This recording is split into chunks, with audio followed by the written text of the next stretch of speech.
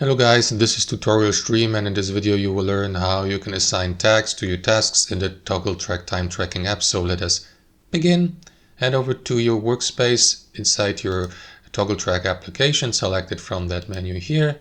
Navigate to the time tracker by clicking into timer here, and then navigate through your calendar to locate the given task. I will go with this one. It has already been created.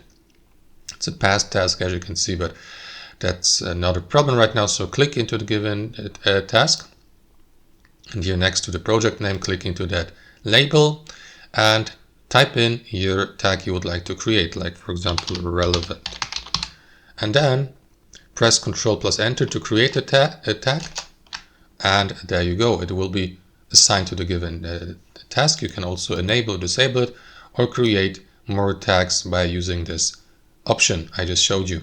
And that's how it works, guys. Thanks for watching. Hope you enjoyed it, and until next time.